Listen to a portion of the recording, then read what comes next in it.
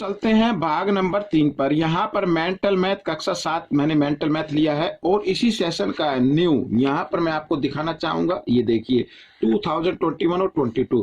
तो बच्चों यहाँ पर हम इसको हल करने वाले, अब जो हल कर रहे हैं भाग नंबर तीसरा है ये और चैप्टर नंबर है फर्स्ट। मैं हूँ हरी सर, आप देख रहे हैं मेरा YouTube channel maths with Hari sir special Hindi medium के बच्चों के लिए। तो यहाँ पर बच्चों देखिए हम करेंगे प्रश्न नंबर 23। हालांकि मैंने पहले पार्ट में हल कर दिया लेकिन इसमें लिखा हुआ तो मैं कर देता हूँ। ठीक है, हल कीजिए। हल करना है बच्चों, बोर्ड मास का नियम कहता है पहले आप भाग को हल करेंगे। ठीक है, उससे पहले जो भी नंबर है उसको यूं क्यों लिख ले। अगर देखो इनके सबके बीच में गुणा का निशान है तो आप इनको गुणा कर सकते हैं। 6 निम 54 54 0 0 तो 0 ही आएगा, 0 लिखने की जरूरत नहीं है। तो घटा 8 और भाग 4। अब घटा 8 को 4 से भाग करेंगे क्योंकि एक तरफ घटा का निशान है तो घटा में उत्तर आएगा, दोनों तरफ घटा का निशान होता तो जमा में आ जाता। तो अब 8 को 4 से भाग करेंगे, 4 दूनी 8, ये आपका उत्तर बन गया। ठीक है, आइए अगला प्रश्न कर लेते हैं।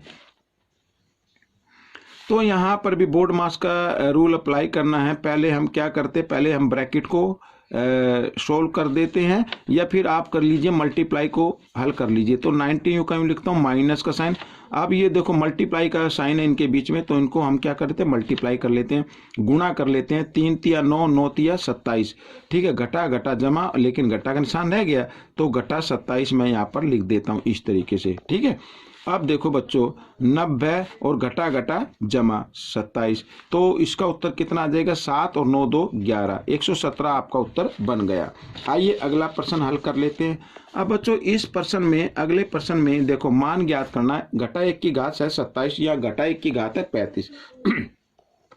अब आपको ध्यान रखना है बच्चों, जब कभी भी घटा का निशान आए, ठीक है, घटा 1 आए और उसकी घात को देखना है। अगर वो सम संख्या है तो उत्तर जमा में आएगा और विषम है तो उत्तर घटा में आएगा। अब घटा 1 को कितनी बार गुणा करें तो 1 ही आने वाला है, क्योंकि यहाँ पे घात क्या है, विषम संख्या है, तो इसका उत्तर घटा 1 ही आएगा और गुणा। ठीक है, यहाँ पर भी घटा 1 की घात क्या है 35 है और 35 क्या होती है, विषम संख्या होती है। या आप ये अंक देख लीजिए, इकाई का अंक 5 है, तो इसका जो घटा 1 को कितनी बार भी गुणा करे घटा 1 ही आने वाला है, लेकिन घात विषम है तो इसलिए इसका उत्तर घटा 1 ही आएगा। अगर सम होता तो जमा 1 आ जाता है। अब घटा घटा जमा 1 एकम 1, तो ये आपका उत्तर बन गया। ठीक है, इस तरीके से कर लेंगे।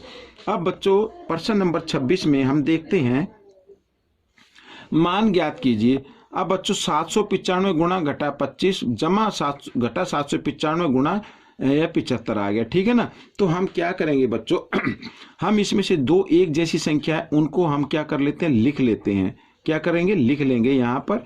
और ये 795 मैंने लिख लिया है। आप चाहे तो इस घटा के निशान को आप इस पर लगा दीजिए, क्योंकि गुणा जब हम करते हैं, मैं आपको बताना चाहता हूँ, देखो अगर आप घटा 5 और गुणा 3 लिखे, ठीक है, तो 5 15 आएगा, घटा 15 आएगा। अगर आप इस निशान को हटा के यहाँ पे भी लगा देंगे तो भी घटा 15 ही आएगा। ठीक है, तो इस तरीके से हम कर लेंगे। अब बच्चों यहाँ पर देखो गुणा का निशान और अब नंबर रह गया ये और ये, दोनों के सामने क्या है, घटा का निशान है, तो घटा 25 और यहाँ पर है घटा 75। ठीक है ना, तो इस तरीके से 795 और गुणा घटा 25 और घटा घटा 75 और घटा 25 होता है घटा 100। ठीक है, इसमें अब तो 795 की गुणा 100 से करनी, तो 795 को 1 से गुणा कर दें तो 795 ही आएगा और इसके पीछे 2 जीरो तो 2 जीरो लगा दे।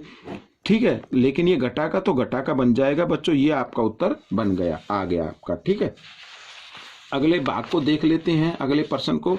तो लिखा है बच्चों यहाँ पर प्रथम 10 धनात्मक पूर्णांक, धनात्मक मतलब जमा की संख्या, पहली 10 जमा की संख्या और प्रथम 10 ऋणात्मक पूर्णांक यानी पहली 10 घटा की संख्या का योगफल बताना है। अब योगफल तो बच्चों मैं बताता हूँ, जैसे ये जमा ये 1 हो गया और ये घटा 1 हो गया, ऐसे तो हम अगर ऐसे इस तरीके से लिखे तो काफ़ी टाइम लग जाएगा। ठीक है ना, तो ऐसे अगर हम लिखेंगे, मैं बताता हूँ आपको इस तरीके से, देखो ये हो गया, क्या हो गया, ये धनात्मक संख्याएं होगी, पूर्णांक हो गए और इसके बाद घटा के आ गई ये इस तरीके से। ठीक है, इनका क्या करना है, योगफल ज्ञात करना है। तो योगफल ज्ञात करने के लिए बच्चों मैं आपको बताता हूँ, इसका कितना आएगा, 0 आएगा, ये ऐसे। ठीक है, ऐसे तो घटा जमा ऐसे काटते जाएं, सभी कट जाएंगे, ये सभी आपस में क्या कर हो जाएंगे, कट जाएंगे ये, तो उत्तर क्या आ जाएगा, 0 आ जाएगा। तो आप माइंड में सिर्फ ध्यान रखें, अगर सेम संख्या है, पहली 10 है, इधर भी 10 है, ये घटा की है, ये घटा की है, ये जमा की है, तो उसका उत्तर कितना आएगा, 0 आएगा। ठीक है, आइए अगला प्रश्न हल कर लेते हैं। अब 324 को घटा 27 से भाग देना। अब ये तो बिल्कुल आसान है। अब देखो 324 यहाँ पर भाग और घटा 27, आप चाहे तो इस घटा के निशान को इधर भी लगा सकते हैं, कोई दिक्कत नहीं है, और भाग की जगह बटे का निशान और यहाँ पर 27। ठीक है, आपको करना क्या है, 27 का पाड़ा अगर आपका हो तो आप डायरेक्ट इसको कर सकते हैं, 27 से कम 27, यहाँ भी 27 से कम 27 हो जाएगा, लेकिन 32 में से 27 घटा देंगे, 5 और 4, 27 दूनी 54, तो आपको उत्तर घटा 12 आ गया। ठीक है, इस तरीके से। आइए अगला प्रश्न हल कर लेते हैं यहाँ पर। तो इस प्रश्न में बच्चों देखो, यहाँ पर मैं आपको अगला प्रश्न कर लेते हैं, प्रश्न नंबर 29, मान ज्ञात करना है। ठीक है, तो मान ज्ञात करने के लिए बोर्ड मास का नियम ही आपको अप्लाई करना पड़ेगा। तो यहाँ पर बच्चों लिखा है, देखो घटा 30 और भाग 5, इसका मतलब 30 को 5 से भाग करना है, और एक तरफ घटा का निशान है तो उत्तर घटा में ही आएगा। तो 5 का पाड़ा चलेगा 6 पे, 5 6 30, तो ये आ गया, ये हल हो गया। अब ये भाग का निशान, और यहाँ पर आ गया बच्चों 2। ठीक है, इस तरीके से। अब 6 को 2 से भाग करना है, तो इसमें भी एक तरफ घटा का निशान है तो घटा का आ जाएगा, 2 तिया 6, तो घटा 3 आपका उत्तर बन गया। ठीक है, अब प्रश्न नंबर 30 कर लेते हैं। यहाँ पर लिखा 2 पूर्णांकों का गुणनफल 729 है, यदि एक पूर्णांक घटा 27 है तो दूसरा पूर्णांक ज्ञात कीजिए। अब मैं आपको बताना चाहता हूँ बच्चों, आप जो पूर्णांकों का गुणनफल है, उस गुणनफल को आप पहले पूर्णांक से क्या कर दे, भाग कर दे। ठीक है ना बच्चों, तो इस तरीके से। लेकिन याद रखना, ये घटा का निशान कभी भी हर में नहीं होना चाहिए, इसको अंश के ऊपर लगा देना है इस तरीके से, और इसको आप अब भाग कर लीजिए। तो आप चाहे तो इसको 9 से भाग कर सकते हैं, या डायरेक्ट 27 से भी कर सकते हैं। ठीक है, तो यहाँ पर बच्चों मैं चाहूँगा कि आप 9 से कर लीजिए।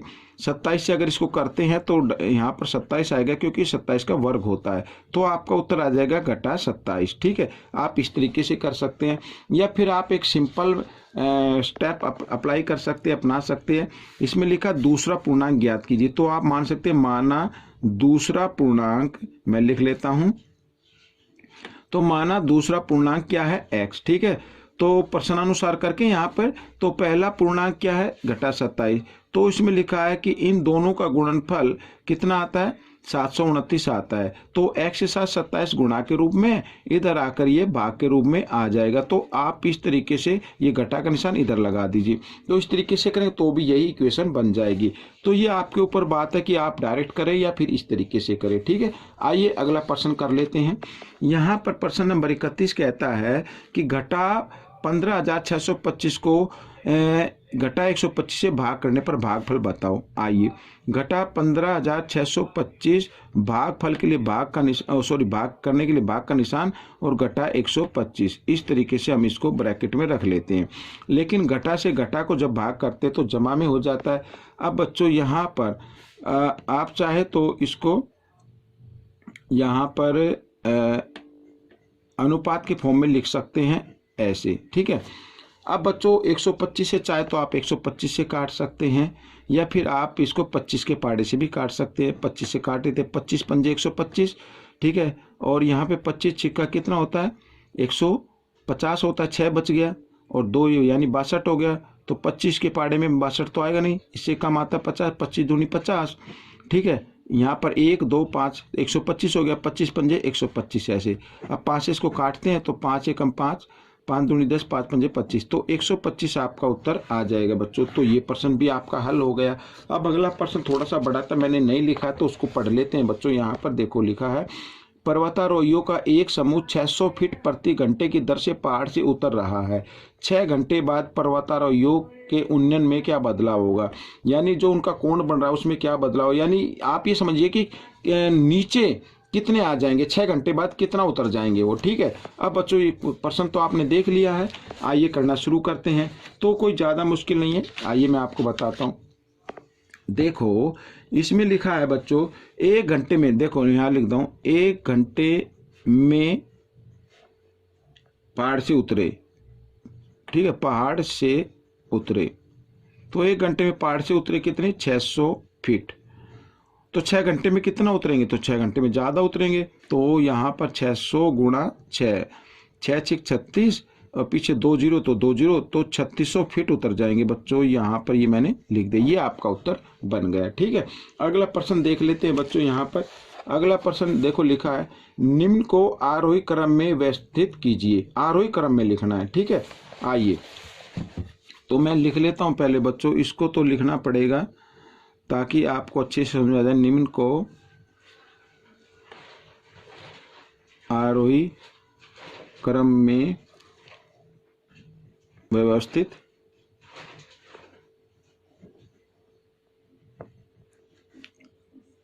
करो। ठीक है, कौन कौन से नंबर है, घटा 2, घटा 9, 7, घटा 6, 5, 0 और घटा 3। अब बच्चों आरोही क्रम में कैसे करते हैं, पहले सबसे आगे आता है, पहले सबसे पहले जो नंबर आएगा सबसे छोटा आएगा। अब क्योंकि यहाँ पर ये पूर्णांक लिखे हुए हैं, घटा के भी हैं जमा के भी हैं, तो अब घटा की हम बात लेते हैं। घटा के नंबर हमेशा छोटे होते हैं, लेकिन जो 0 से ज़्यादा दूरी पर होगा वो छोटा नंबर होता है। कहने का मतलब यहाँ पर घटा के हमारे पास 4 नंबर हैं, तो इसमें जो आपको सबसे बड़ा नज़र आ रहा है ना, असल में वो सबसे छोटा होता है, यानी वो 0 से उतना ही दूर होता है। तो घटा 9 हो गया, ये सबसे छोटा हो गया। इसके बाद बच्चों ये आ जाएगा घटा 6 यहाँ पर। इसके बाद आएगा बच्चों घटा 3, ये लिख देते हैं। फिर घटा 2 और उसके बाद आएगा 0। ठीक है ना, फिर आएगा 5 और फिर आएगा 7। तो बच्चों ये इस तरीके से मैंने लिख दिया है। मैं आपको थोड़ा सा एक्सप्लेन करना चाहता हूँ इस तरीके से। यहाँ पर ये देखिए, ये इधर ये जमा के होते हैं, ये तो आपने कई बार देखा होगा, इस तरीके से लाइन होती हैं। अगर हम करते हैं पूर्णांक के क्वेश्चन तो ऐसे। अब 0 से देखो यहाँ पर घटा 1 है। अब 0 से जितने दूरी पर जाता जाएगा, जितने ज़्यादा दूर होगा वो क्या होगा, छोटा संख्या होगी। अब घटा 6 और घटा 1, अब दिखने में तो आपको ये 1 नज़र आ रहा है कि घटा 1 ही तो छोटा होता, जी नहीं। जो एक्चुअली में जो दिखने में घटा वाले में जो दिखने में बड़ा होता है, एक्चुअली में सबसे छोटा होता है। या आप सीधा इस तरीके से जाने कि जो संख्या घटा में जो संख्या 0 से ज़्यादा दूरी पर होगी वो छोटी होती है। ठीक है बच्चों, तो ये भाग आपका हल हो गया। आपको ये कैसा लगा मुझे ज़रूर बताएं और इसमें से सीखकर दूसरे बच्चों को जरूर सिखाएं। मिलते अगले भाग में, तब तक के लिए धन्यवाद।